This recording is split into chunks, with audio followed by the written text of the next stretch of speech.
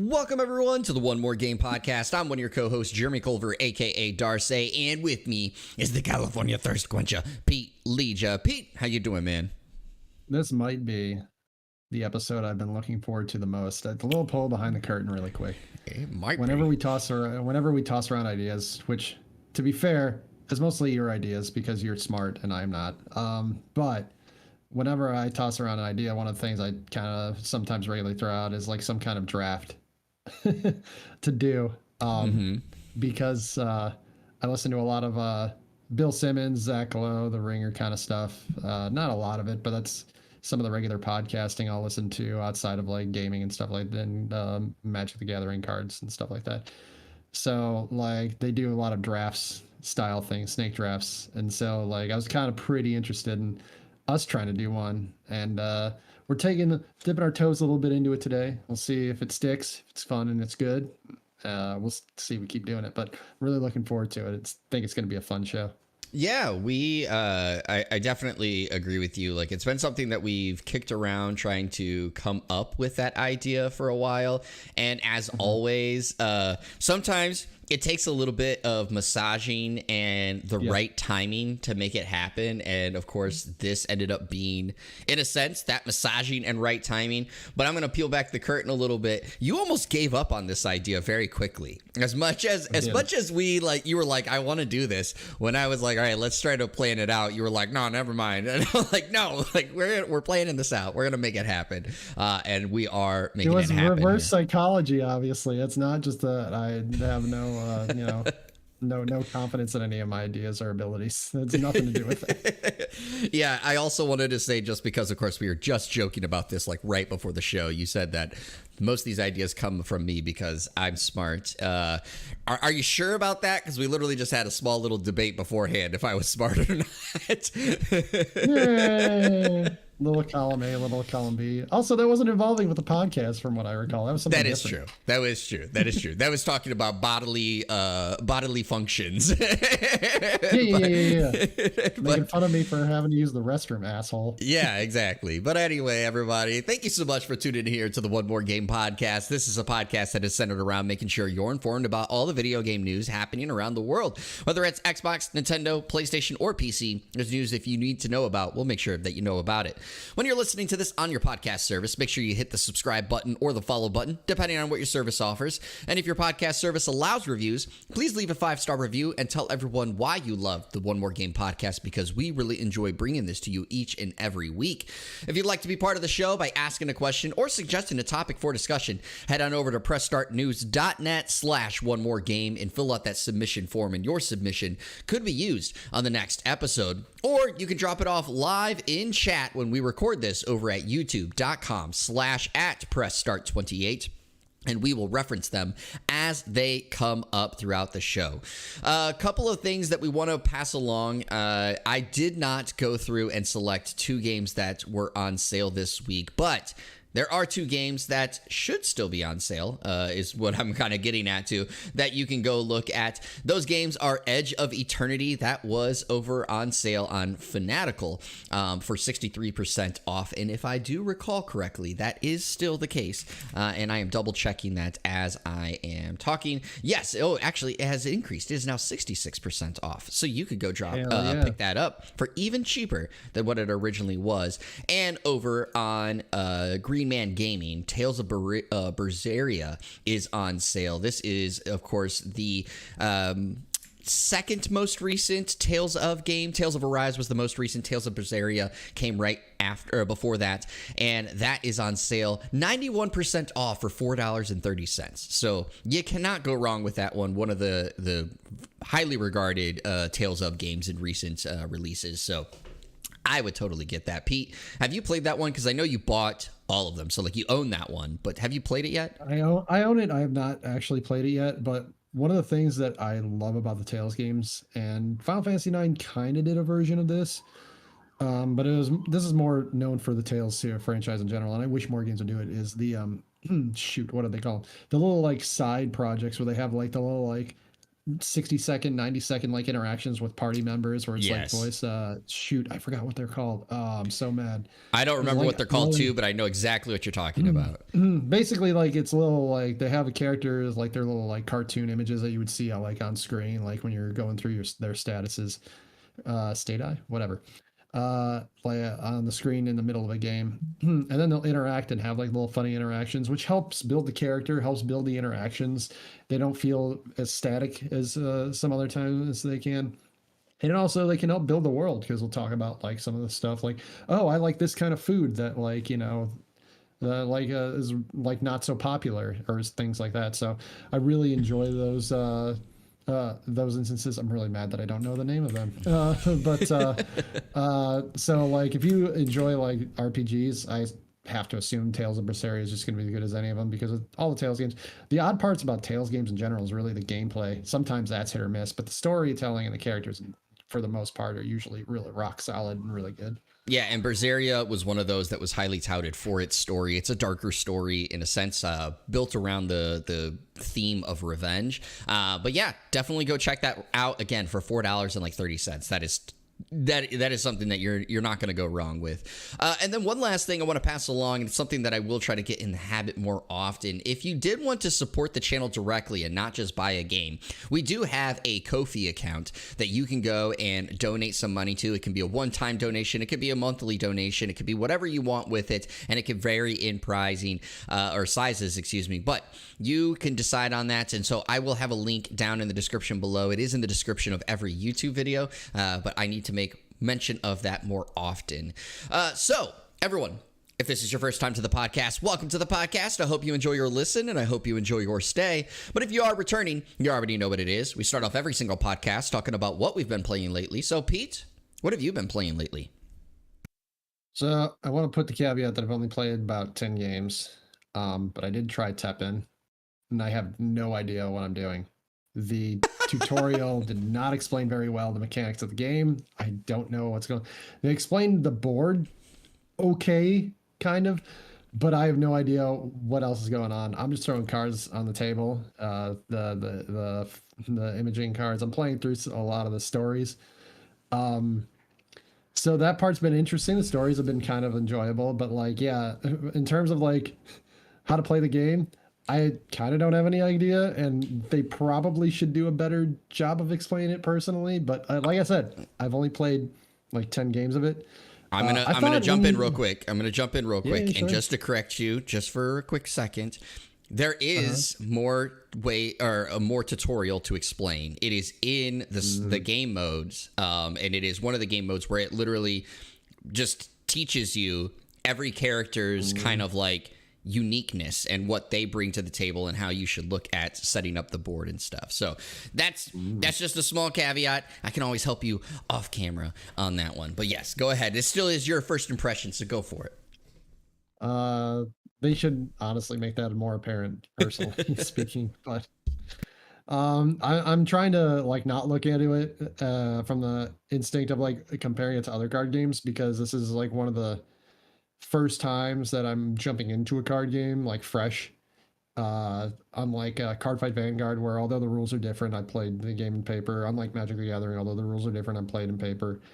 And the game doesn't seem as simplistic as something like Hearthstone or the League of Legends card game's name escapes me. Since they seem pretty Legends of Runeterra.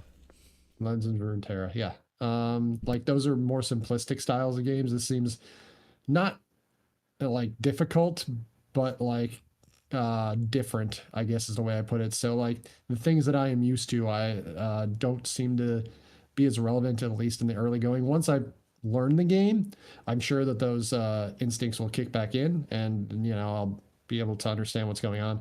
But at least early on, for the first part, one thing I didn't know, they have other characters from Capcom besides just the Street Fighters. For some reason, I thought it was just the Street Fighter characters, but I saw like Morrigan, the vampire from one of the other fighting games that they have. Vampire Survivors. There's some and Darkstalkers too. Yeah, there's some dragon on there that names I'm not 100% sure. Ragaloth, I think, something like that. Rathalos. It's Monster Rathalos. Hunter. Oh, okay. Well, I'm not a big Monster Hunter fan, so that explains that. So I'm kind of playing through that stuff a little bit. I'll probably play more of the story before I kind of like move on to something else, unless it grabs my attention more. First impressions, though, like I do like the snappiness. I do like how quick it is. I just wish I knew more of what was going on and what I was doing in terms of the game. So Yeah, again, this is fair criticisms of the game. Obviously, I've been playing it for a while, so like I understand it more. And like I said, there is a game in there. Actually, if you do in the game, there's a challenges like basically to peel back for those that don't know mobile games, right? There's always essentially like daily missions and challenges that you can take on, and in Teppen it's no different. They have like a panel section where it can like you unlock certain things, and as if you open the full picture, you get like a card or whatever. In there, it will tell you like one of your missions is like to do one of these challenges, and those challenges are the ways that it teaches you the game and teaches you like the various characters. And then, like as you said, yes, there's it's more of like a Capcom celebration. So there's Mega Man in there, there's Zero in there, there's Jill Valentine, there's Wesker from Resident Evil. There's all over the place. Go ahead. Sorry. I just want to point out I wasn't trying to like be a criticism of that. I thought that was really cool. I just assumed it was kind of like a Street Fighter game. Yeah, I didn't say you were. I just want the people at home to know that I wasn't trying to criticize for that. No, Pete, you're a criticism. I wasn't clear about it. In case I wasn't clear about it. You're such a jerk. All right, that's what it is. But maybe I'll be critical of them in our draft, though. You don't know. You might actually. But yeah, no, there's a lot of cool mechanics to it, and but yeah, I feel like it's one of those games where like, as you kind of said, it's not going to be everyone's cup of tea, and I do agree with that factor. But once, like for me, it's the snappiness, like you said, the moment to moment type of gameplay, and like once you kind of understand how the game works. Well, I said I'm terrible at building decks, so like I pretty much just use like the standard decks, but I love the like, the push back and forth, through playing your cards and your actions and things of that nature. So hopefully you enjoy it a little bit more. We'll see. Of course, it doesn't sound like it's grabbing you just yet. For myself, I played a couple of games this week. Nothing really too much that I want to like dive fully into. Final Fantasy 12 I've been playing more of, as I did talk about that last week, and getting a lot further in it. Of course, going through the story beats and enjoying my time with it, just like I talked about last week. And then I did boot up Monarch a little bit. So Monarch some people might forget, that is this cloth poster behind me right here. I did an unboxing video of the Monarch special edition that I did purchase here on the channel, so you can go check that out. It is a tactical strategy type combat game from Landcars, if I remember correctly, and it was published by NIS America, NIS America, I guess I should say, and it's fun. Again, I didn't play it too much this week, but I did boot it back up, tackling that. It's been a crazy week this week, so I have not gotten to play too many video games outside of me like playing a lot of Final Fantasy 12. So I don't have too much to bring to the table this week. But yeah, go check out Final Fantasy 12. Go check out Monarch. Go check out all these other games. Check out Teppen. As I was saying, don't listen to Pete right now. It's a great game. All right, that's what I'm going to just say.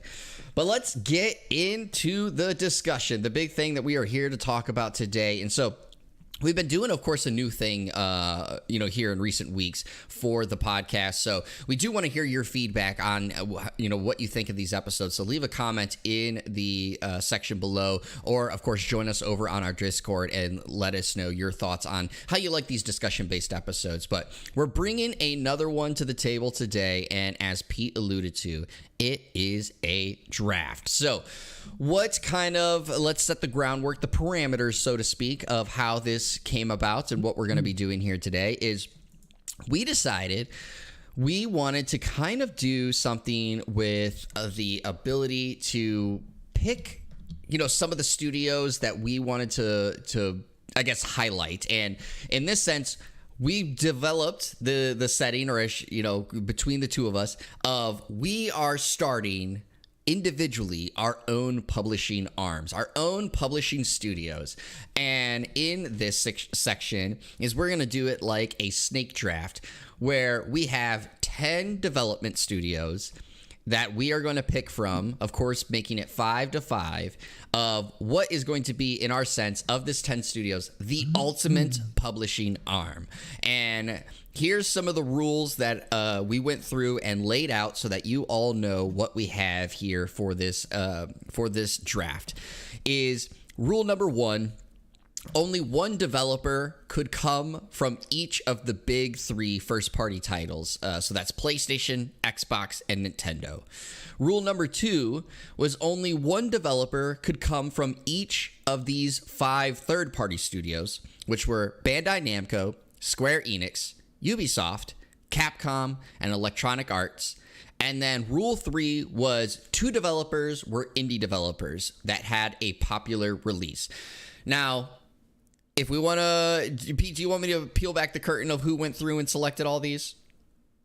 Yeah, sure. All right, so I went through, and I was the one who picked all 10 of these. And I will tell you, Pete, I told you, but I guess I should say to the listeners, it was very tough for me to try to narrow it down to 10. Like I had trouble. Yeah, I had trouble getting it down to 10 because especially when it got to the indie developer section, that's when it really was like, should I put this one there? Should I put this one there? Because I only have 2 slots. So here are the studios that we are going to be drafting from. They are as follows: Naughty Dog, coming from PlayStation. Of course, the makers of The Last of Us and Uncharted. The Coalition from Xbox. Those that may not know the Coalition, they are, of course, the studio behind the Gears of War series and have an unannounced project in the works. Nintendo EPD. Now, some of you may be going, what the heck is that? Because obviously, not many people know the development studios inside Nintendo. But Nintendo EDP is the studio that's behind mostly the Mario 3D games as well as the Zelda games. So that is important to note. Nintendo EDP here representing Nintendo.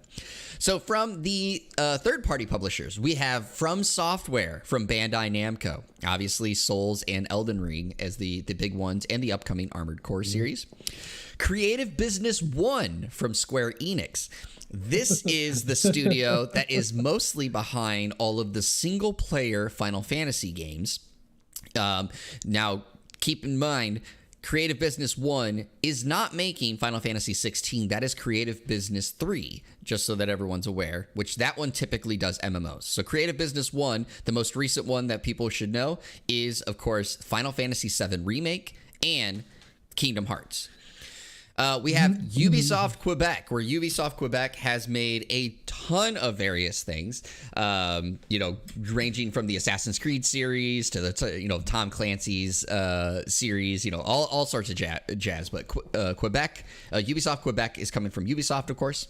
Capcom Division 1. I wonder which studio that's coming from. But that's Capcom, of course.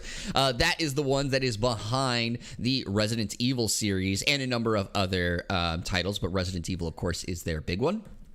Respawn Entertainment, coming from Electronic Arts.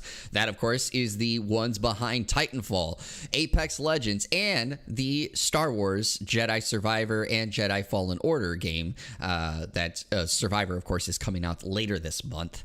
And then the 2 indie studios, I put Hazelight Studios. This is the ones that have made A Way Out, as well as It Takes Two. Both of those were published under the EA Originals label, but they are an indie studio.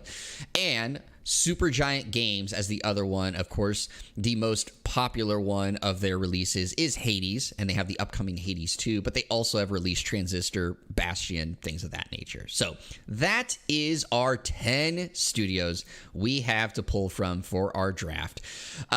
Before we actually get into this, Pete, I just got to ask you initial reactions to the list that you saw, because I did see on Twitter you posted you were doing your due diligence. You were really diving in, trying to make sure you had your draft board ready to go. Yeah, I was really looking into this, and honestly, when I went through the stuff, went through each of the groups, The ones that kind of threw me off were because mostly like Creative Business One by Square Enix and Capcom Division One.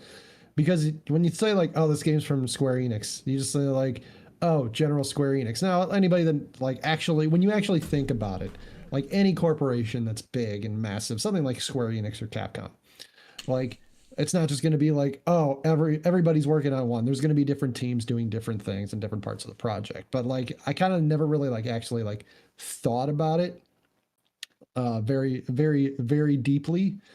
So like that kind of influenced a little bit of my draft board, and I was a little surprised. Some of these are like not. Some of these that you think are high are not actually high on my final draft board. My criteria in general, really quickly, was kind of like, what have you done for me lately?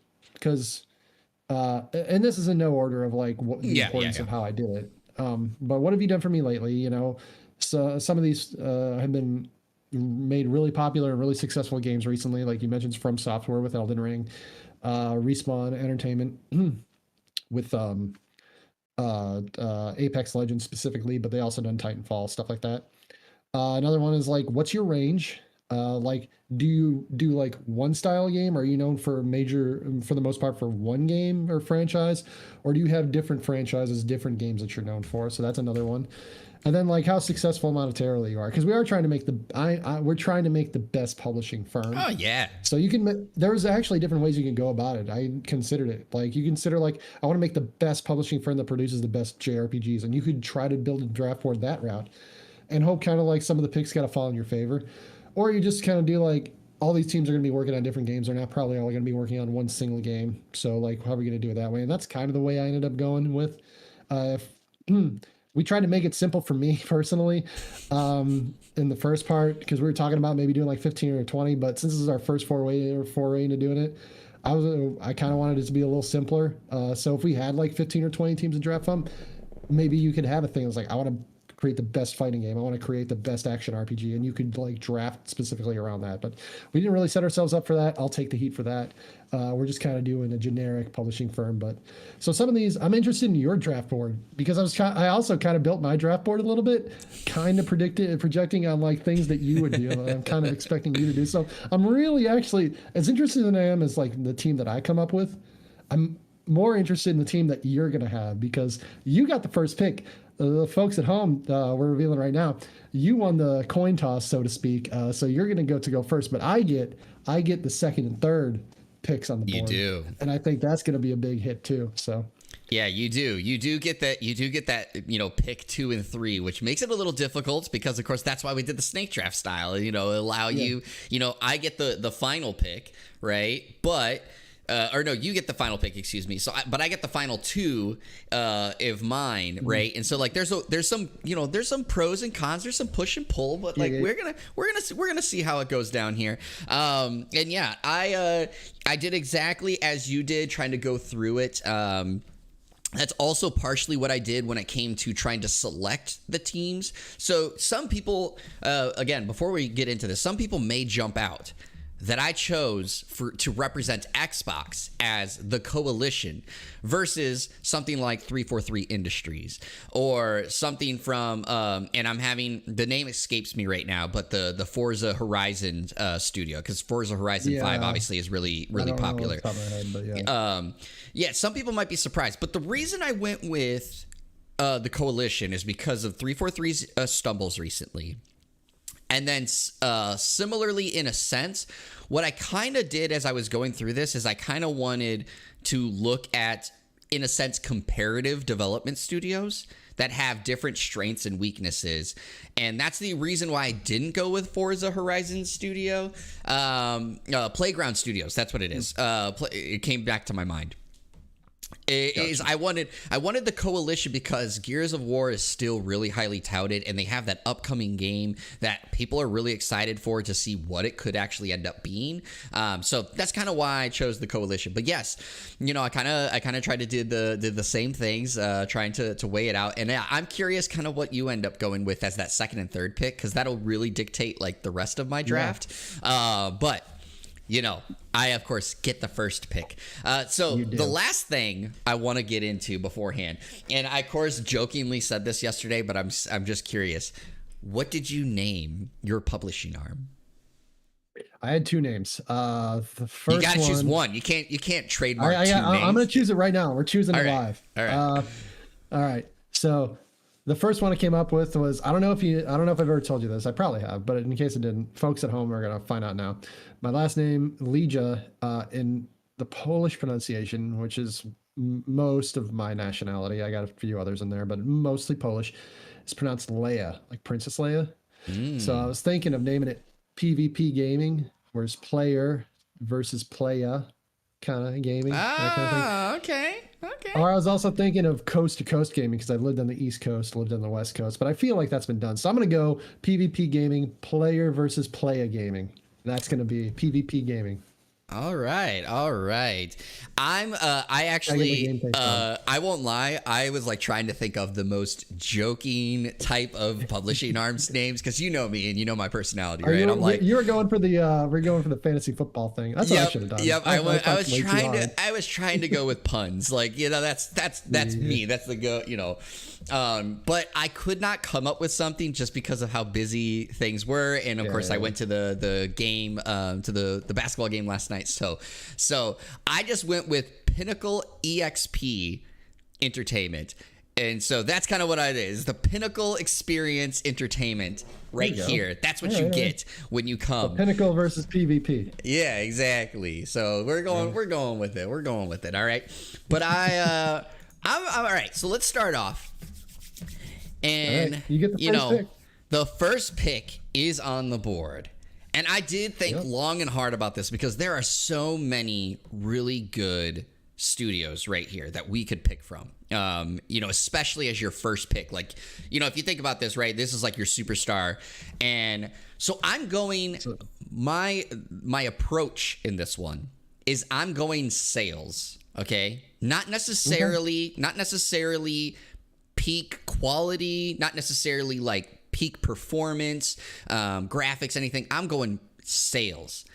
So I'm going Nintendo EPD because Mario and Zelda sell like hot fucking cakes, right? So like I'm breaking in the dough right away with this studio, and that's like I honestly went so much back and forth on who I was gonna go with here, and I know what you're probably gonna pick for your next two, but like I just immediately was like, if I'm looking at sales and I'm thinking, what the heck do I do if when I'm like I'm looking at, I need to bring in the most money. Because obviously as a publishing studio, if I fold, it don't matter what I bought, right? So I'm going Nintendo EDP. So I have that Mario and Zelda, fan base behind me. And I get those sales that always seem to top, 20, 30 plus million in sales.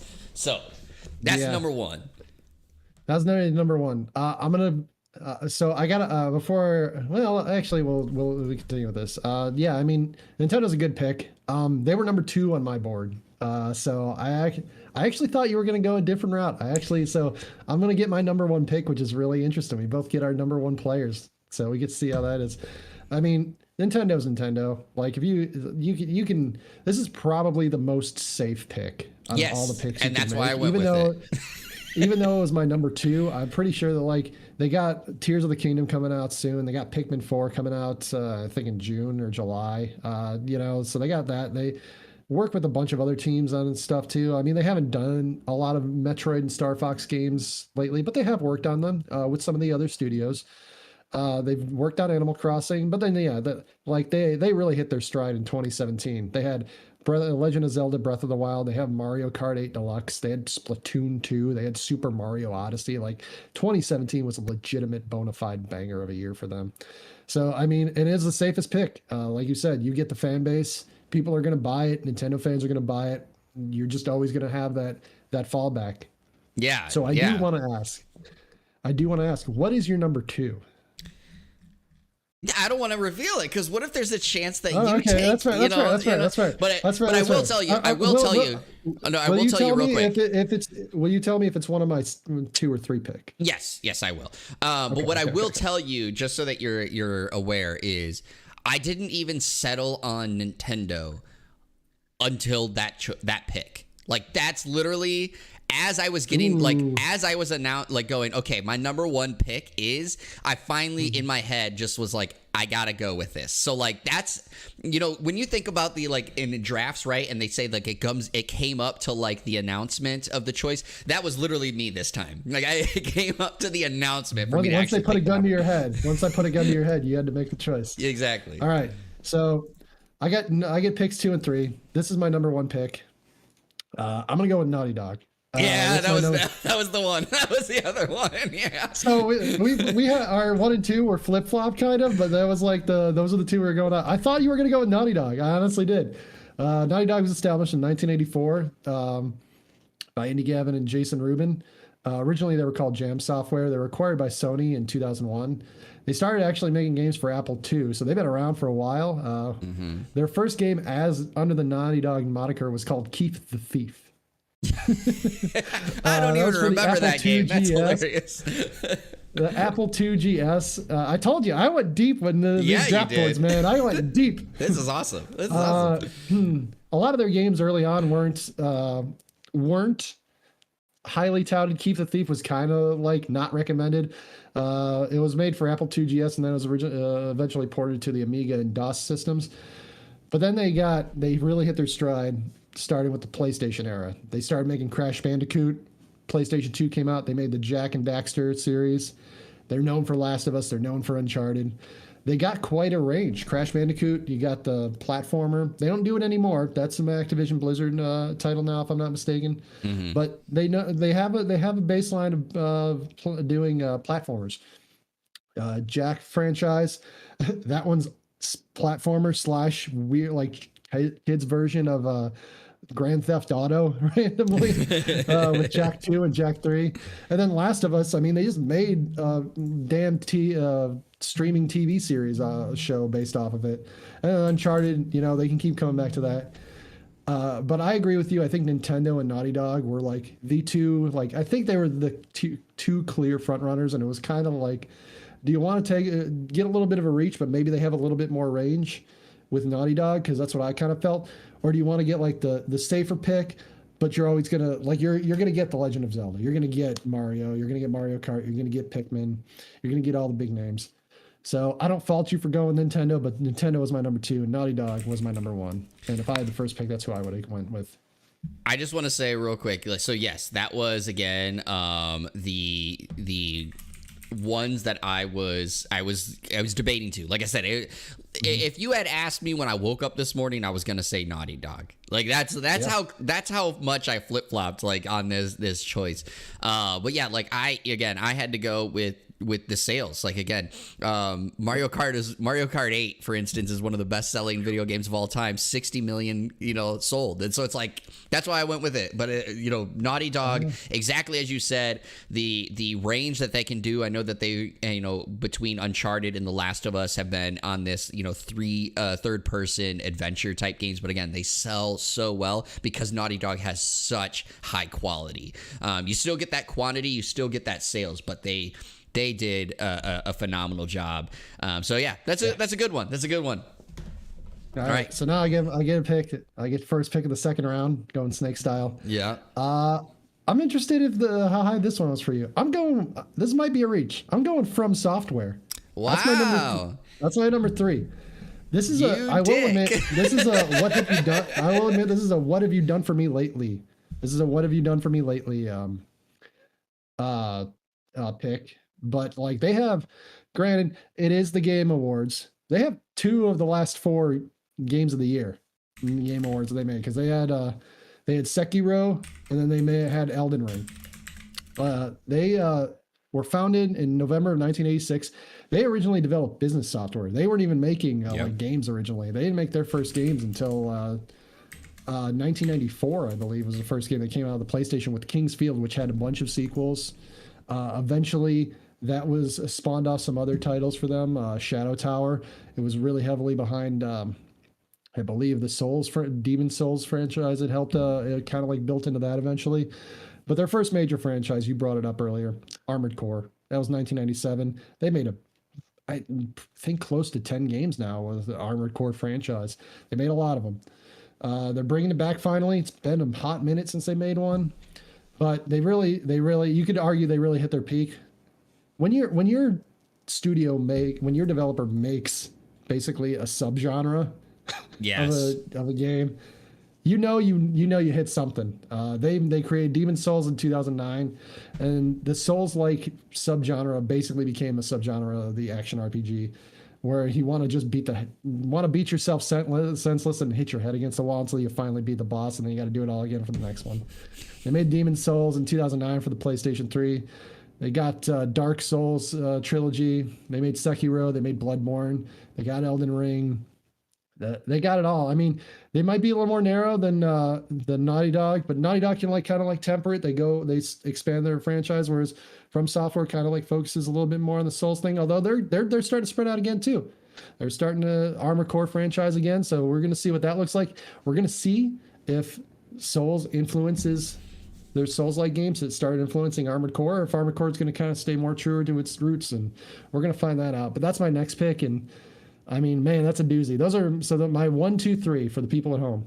Yeah. Went Naughty Dog, Nintendo, EPD, and From Software, and my 2 picks are Naughty Dog and From Software. Yeah, so mine was just obviously because of my pick, my first pick. Mine was just flipped at the top. So it was Nintendo EDP, Naughty Dog, then From Software, and it's for all the same reasons you just described, right? Like From Software is already very popular, selling a lot of numbers in games, and the Souls series has been phenomenal for them. I cannot wait to see how Armored Core returns for them and what they've basically carry in a sense from their experience with the Souls genre into Armored Core, and of course, what do they bring from the old Armored Cores to this new one? But Elden Ring being their highest seller, which is still a great thing, as you said, it's not quite the sales numbers that you get with like a Naughty Dog or Nintendo EDP, but you still get a high quality bar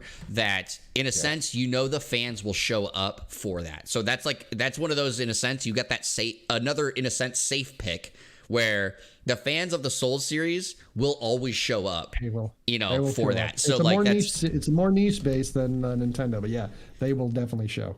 Yes. All right. So shout that's out to Cobalt. Right now, he's Team PvP gaming. We're not going to talk about how we outnumber our co-hosts two studios to 1. We're not going to mention that. It's over. It's over. Yeah, Cobalt's on my team. I was like, I haven't even picked my second studio.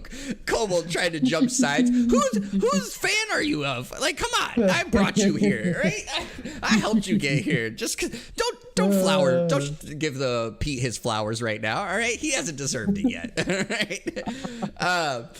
All right, so because I get now, of course, picks 4 and 5, which I am keeping a running tally as, by the way, of which pick we drafted and what number. So, of course, I have as your Naughty Dog was your pick 1 and From Software your pick 2. So I do have that, and we'll do, of course, a recap here at the end of the show.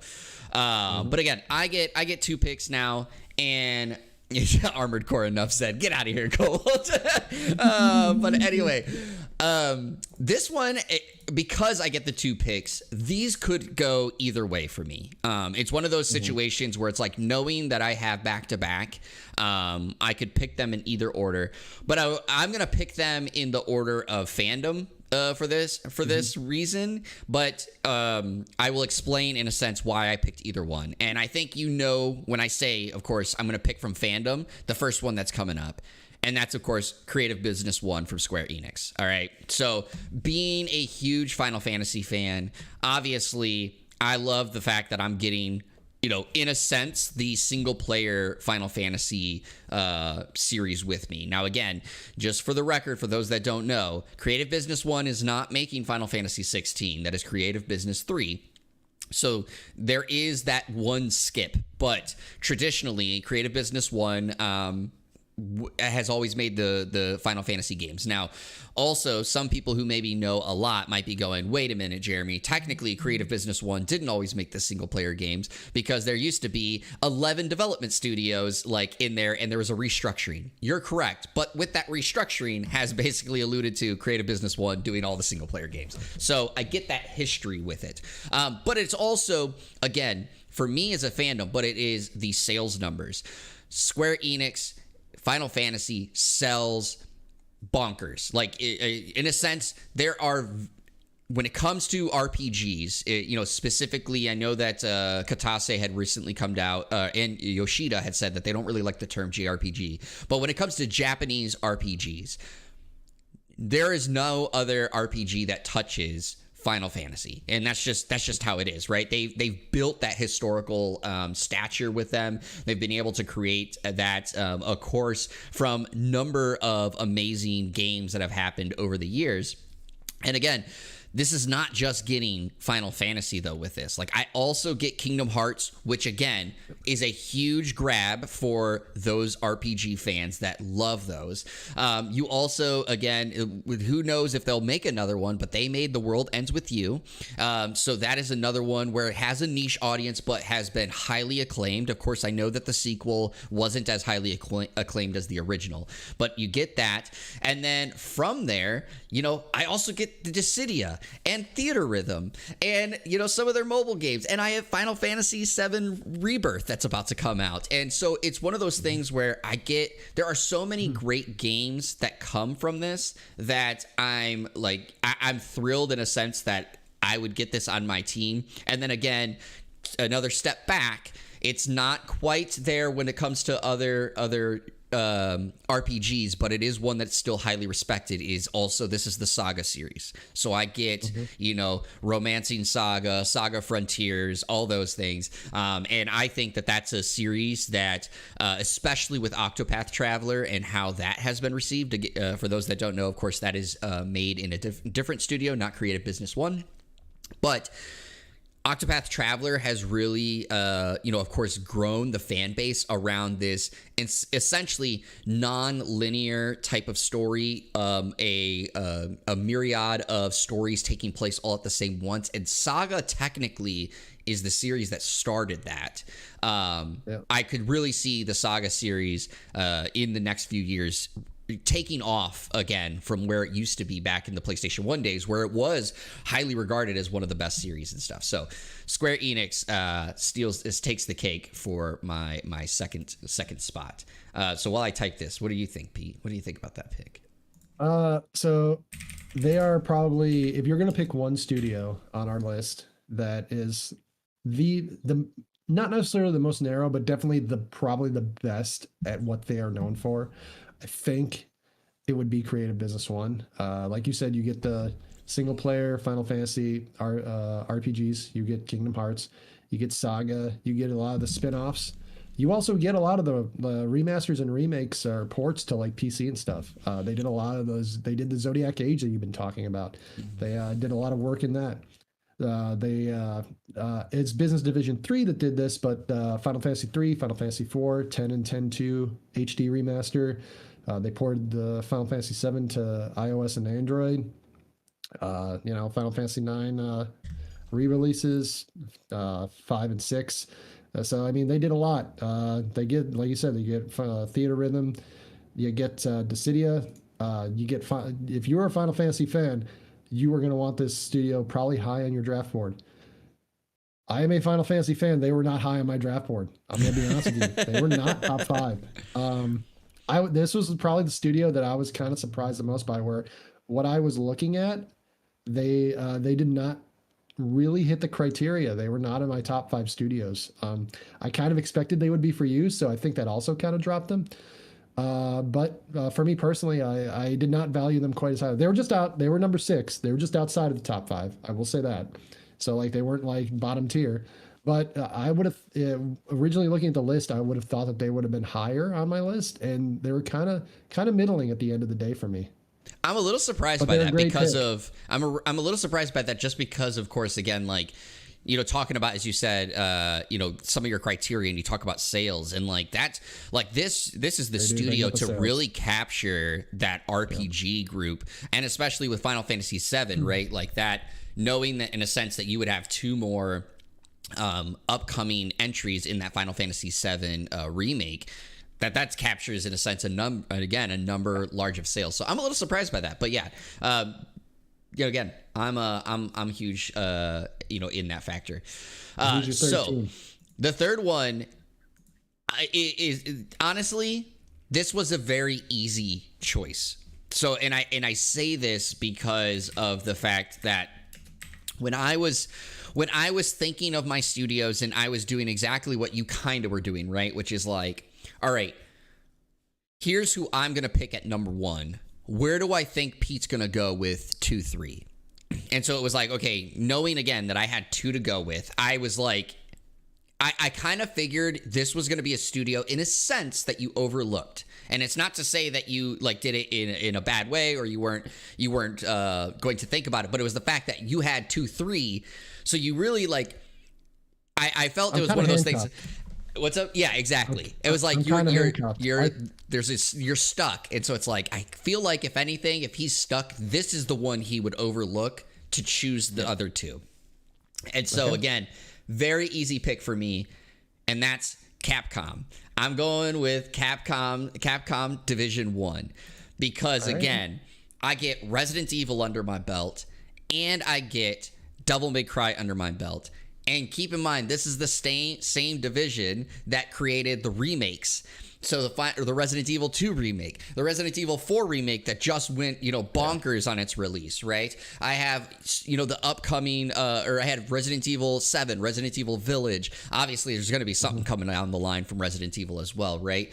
And so I went with, again, like this captures a certain subsection of the gamer base that also does have some crossover. Like Resident Evil is not just a like, oh, if you like horror games, that's the group you grab, right?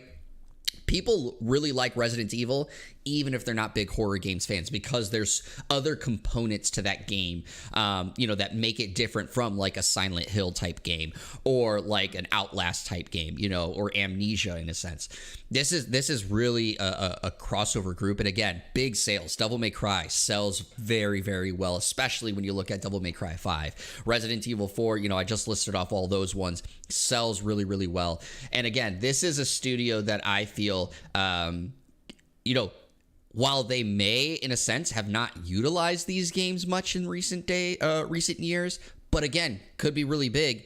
I also have Mega Man under my belt, and I also have Dead Rising in here. So again, hitting on another group that I could really bring in and create a lot of good will and a good driving factor for sales. So that's why Capcom is the next one for me.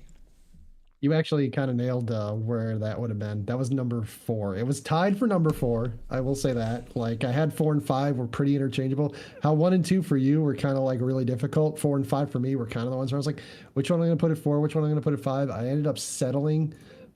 Not a particularly nice sounding word, but Capcom. But that's what I was going to bring up. You're talking about how Resident Evil like gives them a little bit of range because they got range just because they got range. Yeah, yeah. Like you said, like I was about to say, they got Mega Man, they got Devil May Cry, they got Dead Rising, they got other major franchises. They target worldwide audiences, so they're going to focus on not just one particular thing. Resident Evil is their baby. Resident Evil is their big winner, and their most popular franchise. But like they don't just do the horror franchise at all. So yeah, even just if you just said like if you just looked at Resident Evil, it's like, oh yeah, that's just a horror franchise, and hadn't actually played it to see that there was other factors involved. Like Capcom Division 1 itself isn't just a horror team, that's for damn sure. So a really good pick, really nice value pick, especially we're technically the number 5 pick now.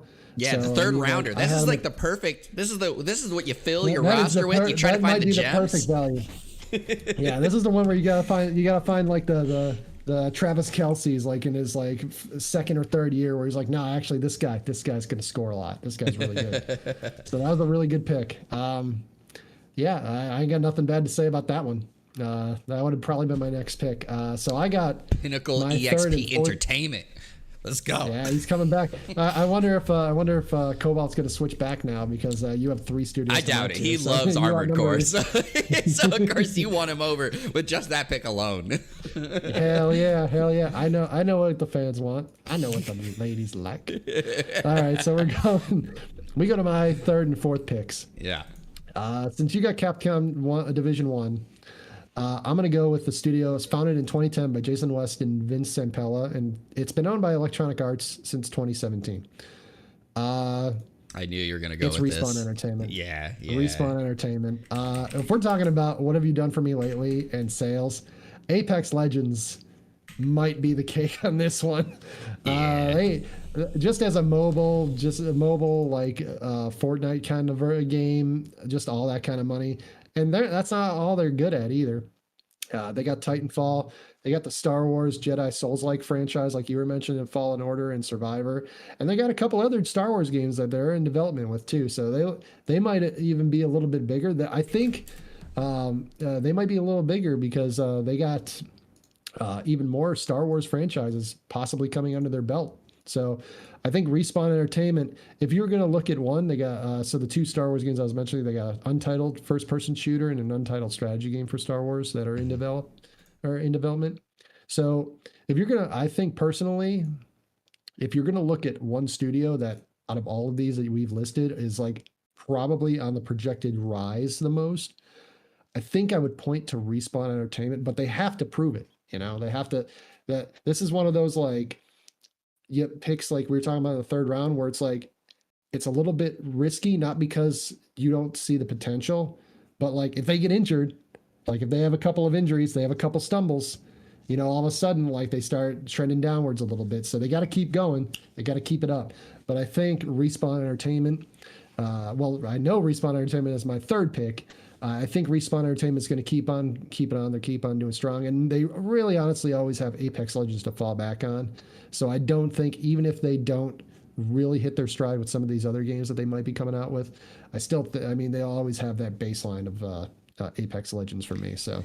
Yeah, and so going off of like what you're saying, I really like this pick here, and just to kind of peel back the curtain just for a quick second, when I added Respawn Entertainment in there, and I knew they had Apex Legends, if you like look at the rest of this list, right, everything else is pretty much single player type games, and so there was a big internal discussion with myself being like, I should have a comparable type of live service game on there to, in a sense, do a push and pull of like which one do you give up and which one do you take, or do you go with both, right?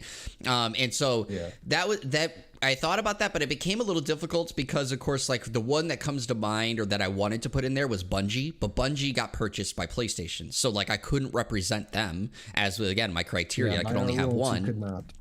And then I could have put Epic Games in there and having Fortnite in here, but I felt that was too easy of a choice, because if you're like, oh yeah, money, player base, all that jazz, right? Like that was too easy. So that's why I didn't do it. And I kind of ended up just deciding to leave Respawn up for this reason. So this is a really great get for you because of that live service aspect, as well as their ability to put out single player games. You're getting consistent money for those that are playing. Now, I will say, Apex Legends has been stumbling in recent months. Their content has been not as stagnant.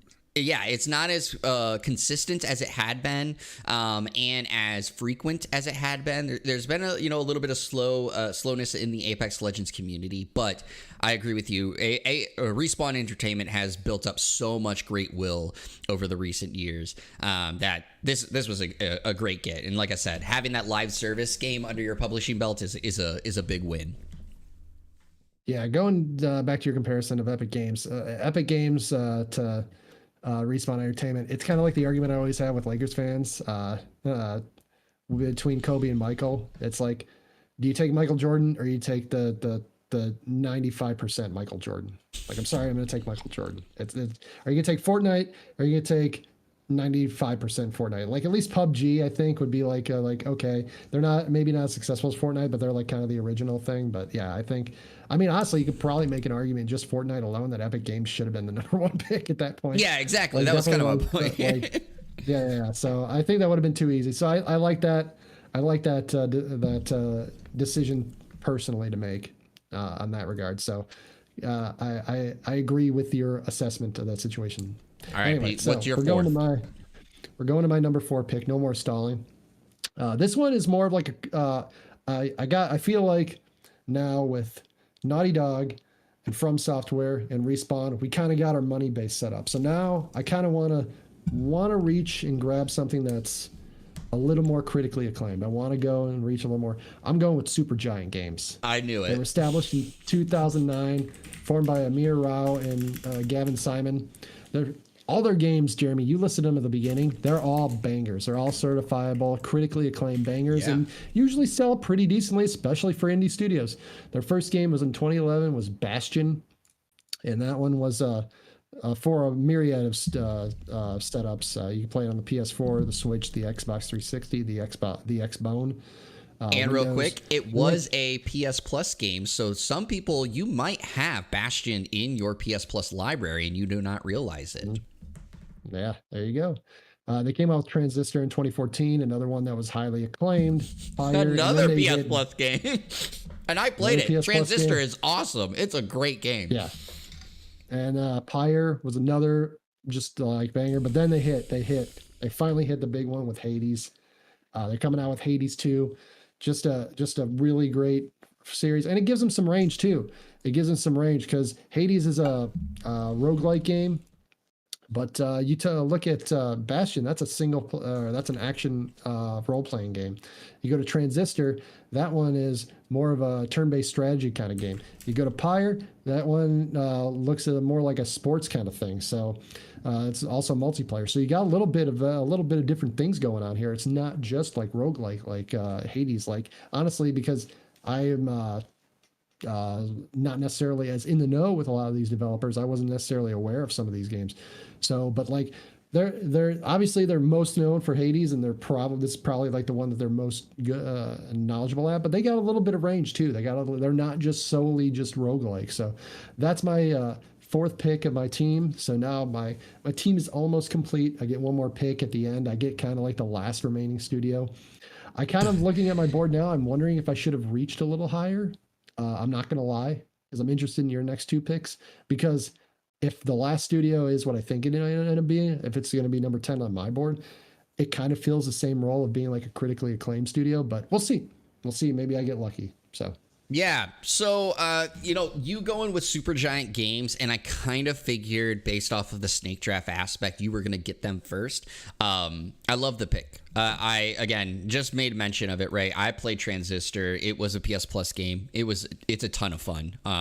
It's really short, and that's kind of what Supergiant Games was known for at the, essentially before Hades, is like all their games were fairly short in nature. Like you could beat them fairly quickly, and technically Hades, in a sense, right, can be short, but we all know with it being a roguelite and how it is, like it's hard. Like I have yet to beat Hades. I don't think I've ever come close, honestly, but I still go back and play it from time to time. It's that fun. Yeah, it is a great game. It's like you said, Hades 2 coming around the corner. That's a great get. You're gonna kind of some people, I guess I should say, is gonna kind of raise their eyebrow when I announce my next pick because of the order that we're gonna do it. But I'm going to go with Hazelight Studios as my next pick. Okay. All right. So Hazelight Studios, as as we talked about before, right? This is another one of the indie studios that I'm grabbing here.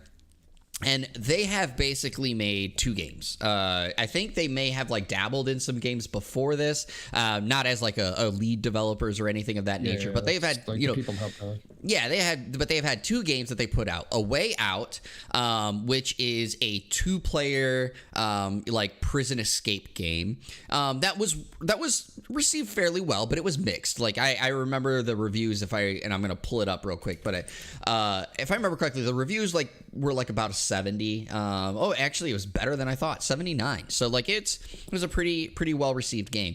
But yeah, critically it was like kind of like 7s, but yeah, Metacritic it was like high 70s, close to 80s. But yeah, I mean, yeah, but again, it was in a sense it was a fine game. Yep.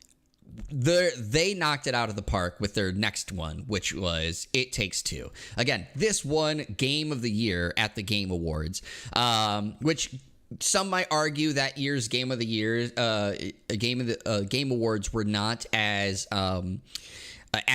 competitive in a sense, because there was like Deathloop was one of the ones that were nominated. One of the Capcom games, I can't remember exactly what it was.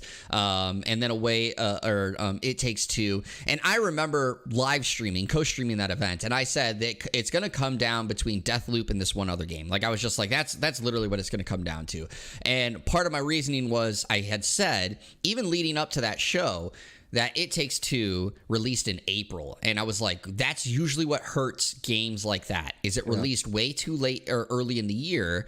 And when it comes Game Awards times, people have recency memory, right? Like you said, what have you done for me lately? That's kind of usually what goes into the mind, right, with some of these votings. So I kind of figured it wouldn't win, and it did. And that was like a shock. I was super surprised by it. So that's kind of why I'm taking it, because this now, in a sense, while some of these other games have 2-player components, this is a, like, in a sense, dedicated 2-player type studio. They really try to bring people together, and they tell different stories. Like, It Takes Two told a very emotional story about, togetherness and, basically love and that nature, right? And so, like, I feel like this helps with, again, giving me a breadth of stories and emotional tales to tell with my publishing arm, and it can come out at varying points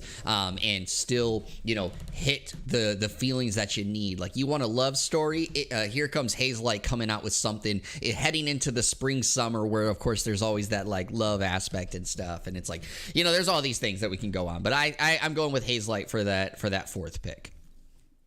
Love it. They were number 10. I thought I was going to end up with them. They were number 10 on my draft board. They were the last one, but I honestly felt terrible having them at number 10. I did not think they deserved to be that low personally. But out of the studios that we had and what I was doing with my drafts, ideology and Supergiant and Hazelight kind of fulfilling the same roles, they kind of dropped, but dropped to the bottom of the league, but I don't think they deserve to be there. And I'm really happy you didn't pick them with your last pick. I think they deserve to be higher. They did have one other game that wasn't developed by them, but the core team kind of was a big, like they made this game at Starbreeze Studios, and then Yosef Fares moved the core team to start Hazelight Studios. It was Brothers: A Tale of Two Sons. Yeah. That came out in 2013. Very critically acclaimed. Actually, at the VGX award show, it was Spike Video Game Awards at the time. It won Best Xbox Game at 2013. So Yosef Fares knows video games, and he's really good at making them. And so is the Hazelight team. And are they ever going to be commercial successes? Not in the sense of like a Final Fantasy or like a Apex Legends. It's really hard to get to that level. But he knows games, and he knows how to make good games. And I think it's a great pick, and I think it really helps your studio, and it really solidifies like a weakness that I think a lot of publishing firms could have. It gives them a different angle to come from. Like you said, it gives them like the 2-player aspect that a lot of these games we might not necessarily have, and also it like gives them a different angle, like a uniqueness, because they'll work on stuff that that other teams may not be known for. They might be a little more like ready to like kind of like reach and like kind of like stretch things and like maybe go a little further than some of these teams that are kind of used to the same thing all the time are. So love the pick. I think it's fantastic. All right. Well, I'm happy with that. And I do think, though, just going off what you said, I agree. Sales-wise may not be great, but It Takes Two did sell well. And I do think because of the, essentially the goodwill and the reception of It Takes Two, their next title, as long as it has an appealing idea, I think it will sell very well just because of the the past reception. So we'll see. They could turn into being a really good studio. But yeah, I'm glad to have them. So for my final studio here at Pinnacle EXP Entertainment, all right, this is one where some may look at this and go, how is this your fifth pick?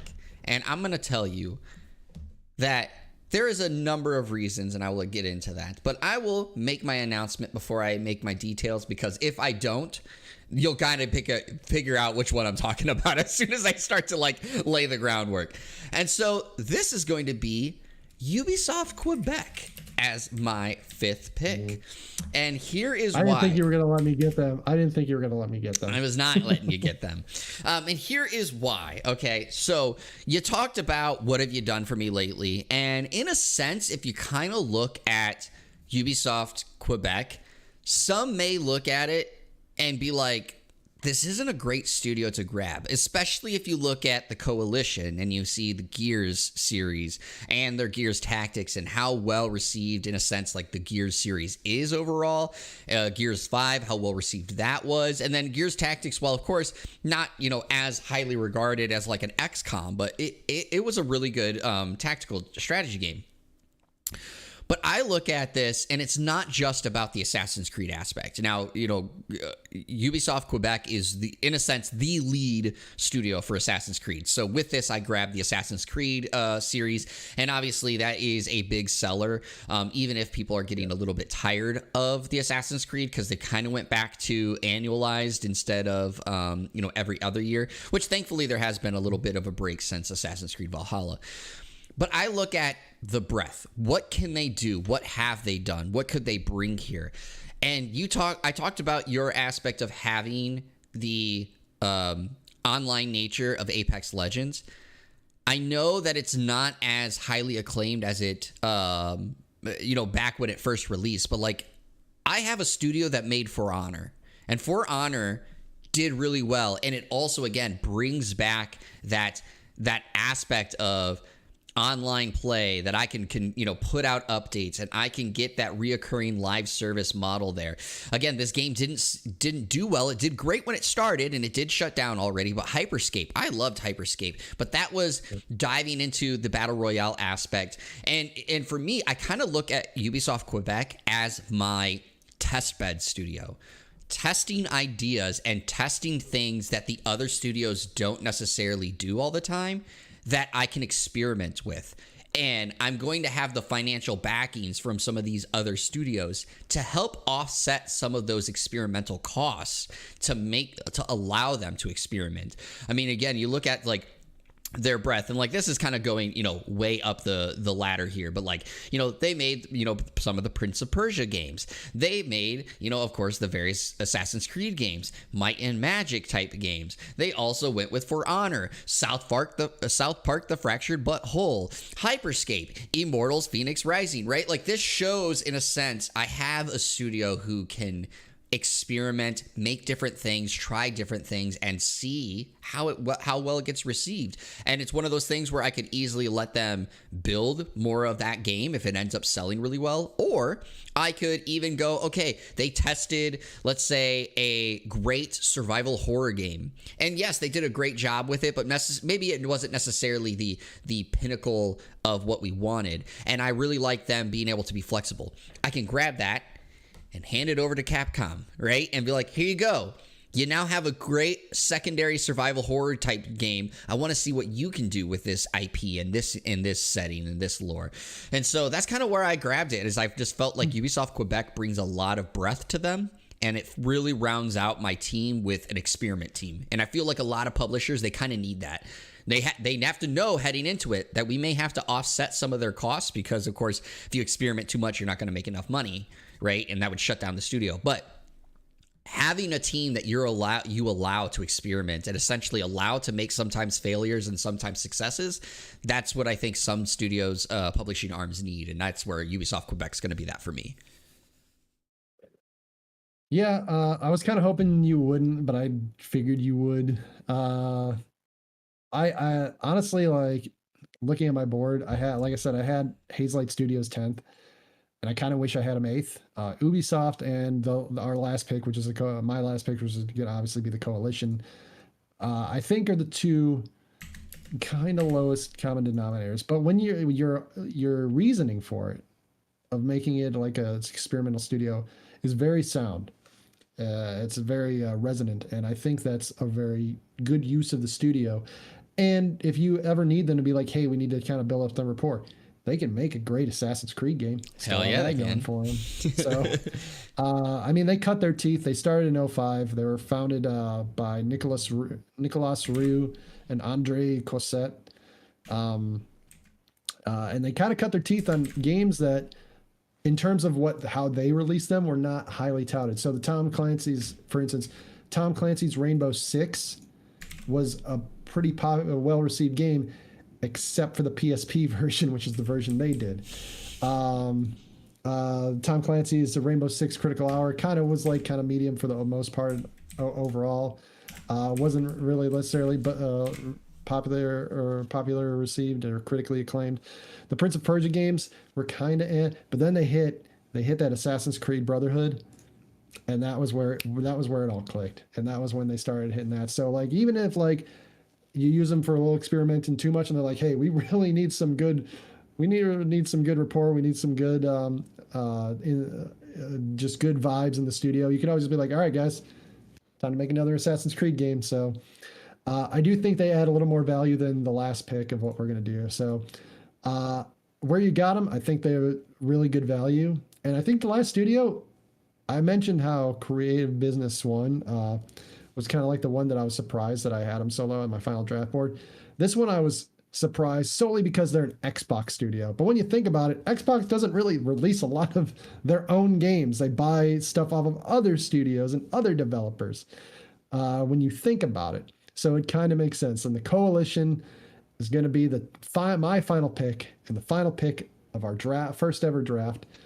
Like you said, they're known for the Gears of War franchise, which they actually didn't even start. They acquired in 2014 from Epic Games and Black Tusk Studios, I believe. They originally started in 2010 as Zipline Studios. Eventually, they became a studio of Xbox. They acquired it while they were still Black Tusk Studios, rather. They made Gears of War Ultimate Edition, Gears of War 4, Gears 5, Gears Tactics. They seem like they're a very narrow franchise. But I will get a good Gears game. Maybe they can help out with Apex Legends. Maybe they'll be that experimental studio that you said, because I was thinking more of like along the lines of like Supergiant and Hazelight could do that. But having a studio that with a little more juice into it probably works a little better than that. So I think I like where your head's at with that. So my final pick is the Coalition. I get the Gears franchise with them. That's kind of all I get with them. But they got a lot of people that are working there too, so they have a good idea and good vibes about their games as well, and they know what they're good at. So I'll be able to work with that as well. And also, just to strengthen your point of getting the Coalition, right? Because obviously, it is a studio for you. But like I did say, and I alluded to earlier, right? The Coalition is working on a new game, and they have not revealed what that is, but they did say it's not a Gears game. So this is exactly, in a sense, what you were kind of talking about, potentially using them as a test bed studio or an experiment studio. This game that's coming up could be exactly that. That it's the experiment of seeing what else can they do. And even though of course it was a test video, but again, they did make the Matrix Awakens Unreal Engine 5 test video, which was really awesome, right? And so, like, that's one of those things where, like, you're right. They make a lot of the Gears games, which is where, like, of course, for me, similar to what I was talking about, right, kind of pushed them down. And I was trying to think about, like, with them, originally, I did have them higher because I was like, Gears of War hits the perfect mold of that third-person shooter that I would be wanting with my studio, with my draft. But then I like thought more about it, and I kind of was like, Capcom kind of actually fits that too, right? Capcom with Resident Evil, I could easily make them, in a sense, make some third-person shooters that I could kind of grab. And then Nintendo EPD, I have Splatoon there, which also kind of fits that, third-person shooter type thing. So that was kind of why the Coalition got pushed further and further down my board. Yeah. And this is like could be a discussion for a different episode, and this also could be why, again, we want to hear from you guys what you thought of the draft. Leave in a comment down below, share it with us in our Discord group. But tell them how I won. Yeah, oh yeah, all right, whatever. PvP my gaming, butt. PvE, player versus everyone's buying my games. All right. But no, it was one of those things where as I was trying to do the choices, and I talked about earlier why I didn't go with 343 Industries, right? With the stumbles of Halo. It's where I was kind of talking about is like, the fact of some of the choices that I had at Xbox, in a sense, right? You look at it and in a sense, it's like, man, Xbox has a lot of great studios, and this is not to fault them, but they have a lot of narrow, like angled studios. And similarly, some of those studios have stumbled in recent weeks. Again, Playground Studios with Forza Horizon has nailed it, and Tango Gameworks with Hi-Fi Rush recently nailed it. But Tango Gameworks with Ghostwire Tokyo didn't nail it, right? And like, there are some other things that kind of go from there. And I also kind of looked at, in a sense, like Bethesda, because obviously that's part of Xbox. I could have went with Bethesda Gameworks, which is like of course, the ones that make the Elder Scrolls. So like not just the publishing arm of Bethesda, but like the actual development version of Bethesda that makes the Elder Scrolls, obviously Fallout, the upcoming Starfield. Like I did think of that one, but I kind of also, it was a similar one of like, how do I value that in trying to get comparative, in a sense, type of studios that also have different weights. I tried to do like, kind of top tier, mid tier, low tier. And that's not necessarily to say that low tier makes bad games, but it was just necessarily of prestige. And that's kind of how I went about it. And so that's kind of, again, in a future one, if we do another one, we won't have the Coalition in that draft, and we'll have some of the other Xbox studios, and we'll see like how we rate those versions and those aspects of this studios. But as a recap, because of course this was a long draft, but we'll go with mine first because of course I got the first overall pick. So it went Nintendo EPD as number 1, Creative Business 1 as from Square Enix as number 2, Capcom Division 1 from Capcom at number 3, Hazelight Studios, of course, the number 4. And Ubisoft Quebec from Ubisoft, of course, coming in at my number 5. For you, it was, for Pete, I should say, Naughty Dog from PlayStation for number 1, From Software from Bandai Namco at number 2, Respawn Entertainment from Electronic Arts at number 3, Supergiant Games from the indie studio coming up at number 4, and The Coalition coming at number 5. So, Pete, first reactions. I know we just said, of course, like talking back and forth smack a little bit, but first reactions, or your quick thoughts of how you thought the draft went, and then just in general how you're feeling about your publishing arm. Kind of went a lot of how I thought it would go, just the snake draft style. Really happy I got my number 1 pick, even though I would have been more than happy with Nintendo as well. If I looking at the studios from up and up, I think I'm confident in my studio, but I wouldn't be shocked if your studio with you got Assassin's Creed, you got Nintendo, you got the Final Fantasy. I wouldn't be surprised, especially out of the gate. Yours might be a little more monetarily successful. We'd have to do a little bit of reaching. We might have to get our From Software peeps, Hidetaka Miyazaki, to find somebody else, some other famous writer he can like tie in together. Maybe get George Lucas to make a Star Wars game, something like that. I don't know. Maybe. I'm just saying. But I am confident in my team. I am confident in my draft. And overall, I had a blast doing it. This was a lot of fun. Yeah, this was a really fun episode. I really liked it. Obviously, I loved the little banter and smack talk that we had going on during it as well. But yeah, I look at it and it's one of those things as a fan.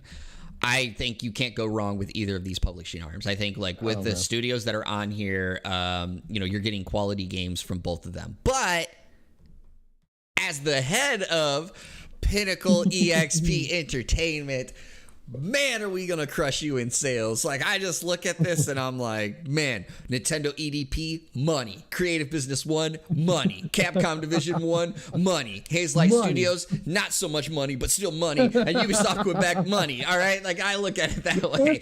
And I think I like that, you're just like, money, money, money. Not as much money. Money. Yeah, that's exactly how it is. But yeah, so everyone, I want you to tell me also who you think has the better Division studio, development and publishing studio. Is it Pinnacle EXP Entertainment, or is it PvP? Is it Entertainment, or is it just PvP? What did you go with? Forgot. Is it PvP? Just PvP. Player versus player. Player versus player. Yeah. All right. So is it Pinnacle EXP Entertainment, or ENT, or is it Playa versus Playa? What one did you think took the cake there? Again, I thought this was a lot of fun, so I will say hopefully awesome. Everyone really liked this episode. We'll do something like this again in the near future, but when that happens, who knows, because we will figure out if people really like this episode. But I do know what's coming out this week for video games that you might want to buy, and I'm going to tell you all about it, which started with yesterday, Friday, April 14th. We have Mega Man Battle Network Legacy Collection for PS4, Switch, and PC. De-Exit for PS5, Xbox Series, PS4, Xbox One, and PC. Tuesday, April 18th, you have Disney Speedstorm from PS5, Xbox Series, PS4, Xbox One, Switch, and PC. God of Rock for PS5, Xbox Series, PS4, Xbox One, Switch, and PC. Minecraft Legends for PS5, Xbox Series, PS4, Xbox One, Switch, and PC. Puzzle Quest 3 for PS5, Xbox Series, PS4, and Xbox One. The Mage Seeker, a League of Legends story for PS5, Xbox Series, PS4, Xbox One, Switch, and PC. Wednesday, April 19th, you have Final Fantasy Pixel Remaster Series, which is the 1 through 6 for PS4 and Switch. Horizon Forbidden West Burning Shores DLC for PS5. And then Thursday, April 20th, you have Coffee Talk Episode 2 for Hibiscus and Butterfly for PS5, Xbox Series, PS4, Xbox One, and Switch. Lost Epic for Switch. Super Meat Boy Forever for iOS and Android. And then Friday, April 21st, you finally have Advance Wars 1 and 2 Reboot Camp for Switch and Dead Island 2 for PS5, Xbox Series, PS4, Xbox One, and PC. Pete, any of these catching your attention? There's actually a lot of bangers this week. Unlike last week where it was kind of like, like there's a lot of like somewhat like pretty big name games coming out, or games based off of big name games. I'm gonna pick some smaller ones, I guess maybe you might say. God of Rock as a rhythm fighting game. Looked pretty cool, looked pretty interesting, unique as well. So kind of interested to see how that goes out. I'm not necessarily the biggest fan of fighting games, but you know, it looked kind of cool and it's something different. So I'm kind of into that. And then also looking at Coffee Talk episode 2, Hibiscus and Butterfly. Played Coffee Talk, never beat it, but I'm a pretty big fan. It was one of the visual novel type games that I really enjoyed playing.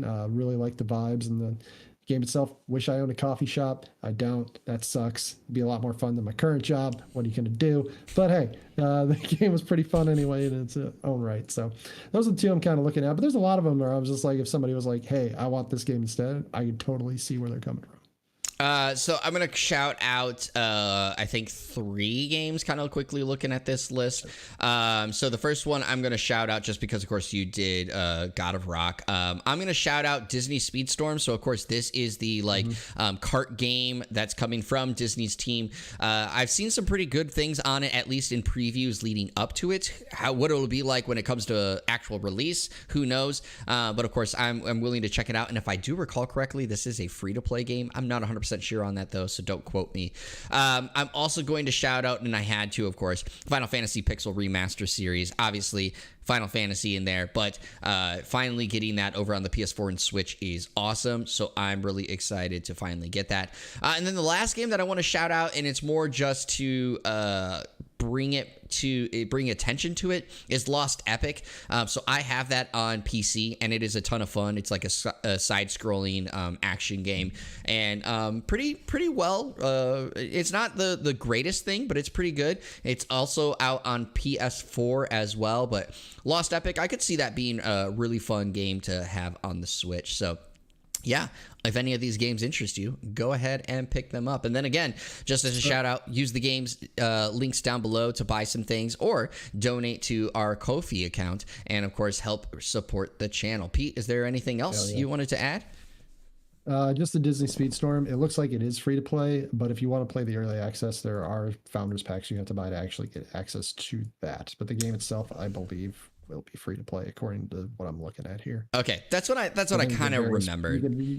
You get various bonuses for whatever founders pack you buy, like once the game officially releases or whatever. So, I mean, they'll make it worth your value somewhat.